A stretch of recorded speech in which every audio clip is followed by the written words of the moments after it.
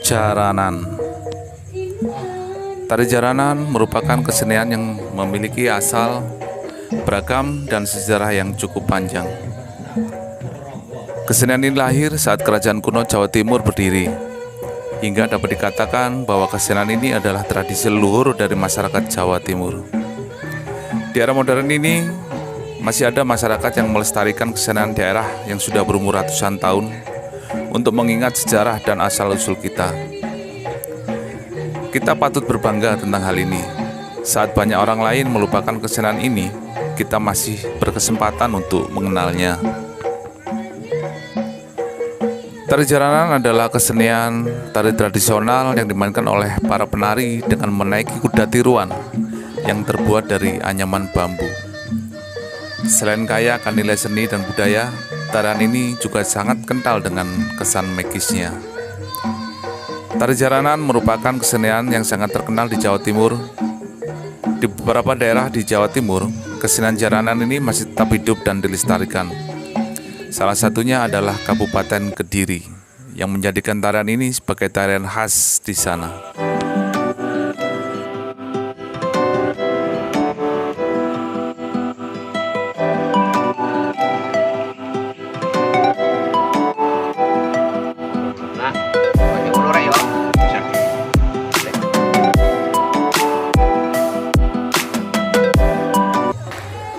Kesenian jaranan adalah salah satu seni tari yang menggunakan instrumen berupa anyaman bambu atau daun pandan yang dibentuk sedemikian rupa hingga mirip menyerupai hewan kuda. Tarian jaranan populer di daerah Jawa Timur, mulai dari Ponorogo, Kediri, Tulungagung, Nganjuk, Malang, bahkan sampai di Banyuwangi. Beberapa di antaranya memang mirip, namun tentu saja masih ada perbedaan. Seni jaranan muncul sejak abad ke-10 Hijriah, tepatnya pada tahun 1041, atau bersamaan dengan kerajaan Kahuripan dibagi menjadi dua, yaitu bagian timur kerajaan Jenggolo dengan ibu kota Kahuripan, dan sebelah barat kerajaan Panjalu atau Kediri dengan ibu kota Tohopuro. Sejarah tentang tari jaranan ini memiliki beberapa versi cerita yang sangat berbeda. Menurut salah satu cerita legenda yang berkembang di masyarakat, tarian ini menceritakan tentang pernikahan Klono Swandono dengan Dewi Songgolangit. Dan penari kuda pada tari jaranan ini menggambarkan tentang rombongan prajurit yang mengiringi rombongan Dewi Songgolangit dan Klono Swandono dari Kediri menuju Wangker. Tari jaranan merupakan warisan nenek moyang yang masih tetap ada dan berkembang hingga sekarang. Raja Airlangga memiliki seorang putri yang bernama Dewi Songgolangit. Dia adalah orang Kediri yang sangat cantik. Pada waktu itu banyak sekali yang melamar, maka dia mengadakan sayembara. Pelamar-pelamar Dewi Songgolangit semuanya sakti. Mereka sama-sama memiliki kekuatan yang sangat tinggi. Dewi Songgolangit sebenarnya tidak mau menikah dan dia ingin menjadi pertapa.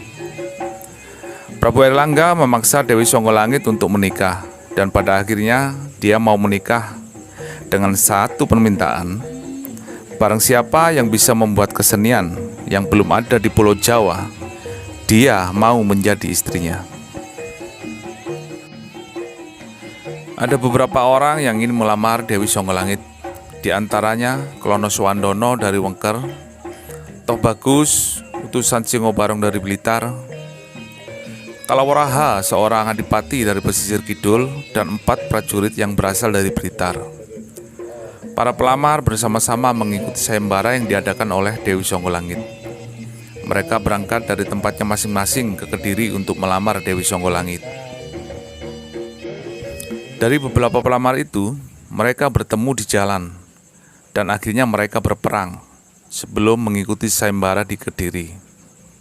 Dalam peperangan dimenangkan oleh Klono Swandono atau Pujangganom. Dalam peperangan itu, Pujangganom menang dari Singoludoyo.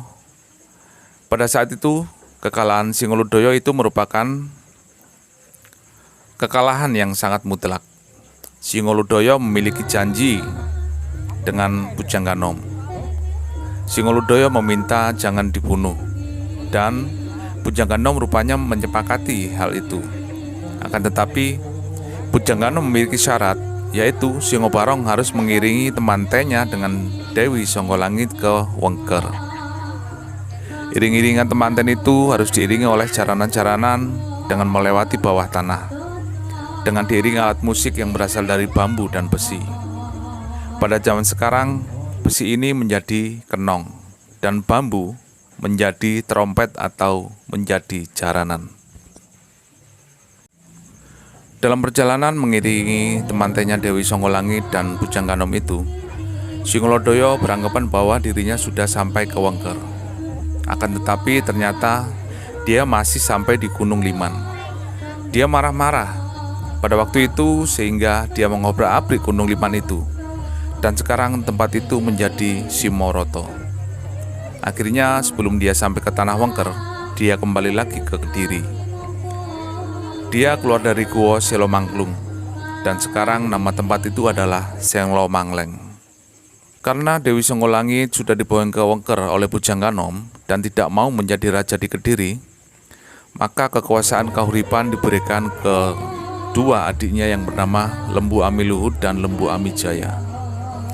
Setelah Songgolangit diboyong oleh Pujangganom ke daerah Wengker Bantarangin, Dewi Songgolangit mengubah nama tempat itu menjadi Ponorogo. Dan jaranan muncul di Kediri itu hanya untuk menggambarkan boyongan Dewi Songgolangit dari Kediri menuju Wengker Bantarangin. Pada saat diboyong ke Wengker, Dewi Songgolangit dan Klono Swandono dikarak oleh Singobarong. Pengarakan itu dilakukan dengan menerobos dari dalam tanah sambil berjoget.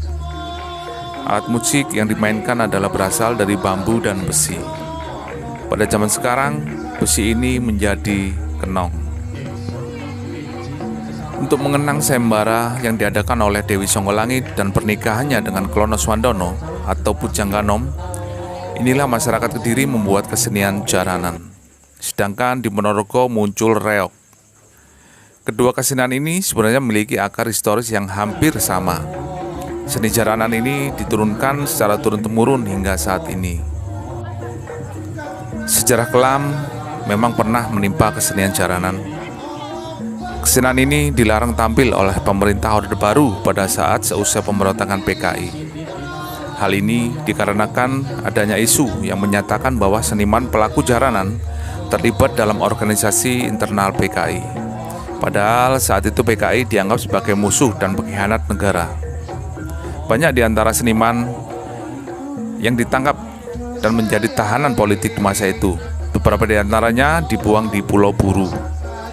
Akan tetapi, kini kesenian itu sudah bebas dipentaskan. Bahkan, Departemen Pariwisata dan Industri Kreatif memberikan apresiasi yang cukup baik. Saat ini, gerakan penari jaranan juga semakin bervariasi.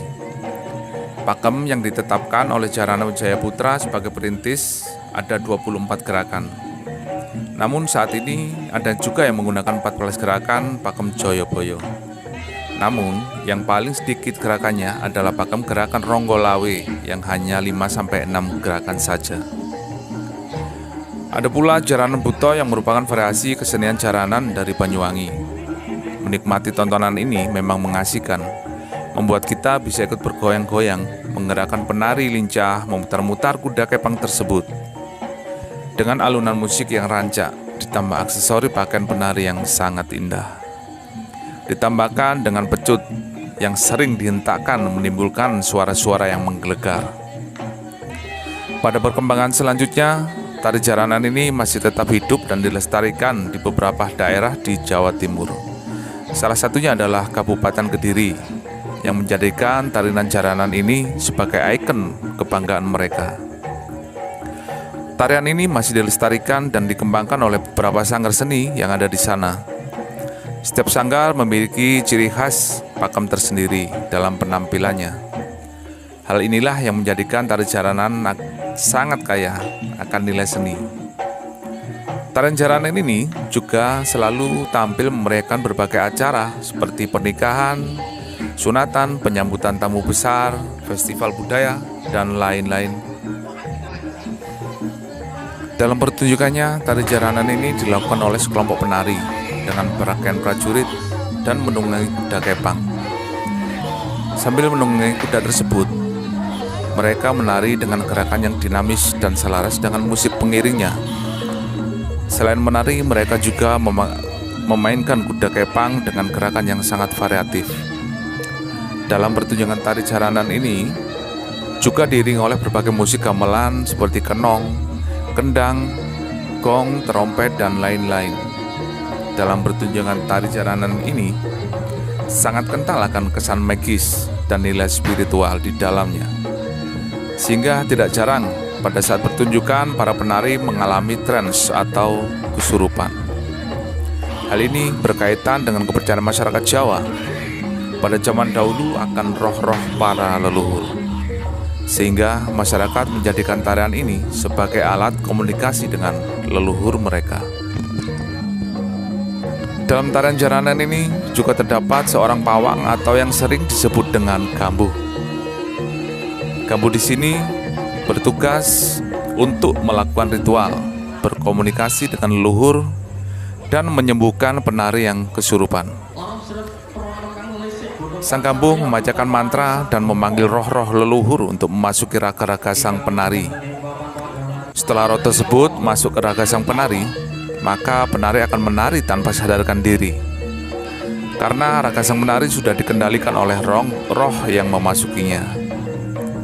Mereka akan menari sambil melakukan berbagai atraksi seperti makan kembang, makan pecahan kaca, makan silet, dan lain-lain.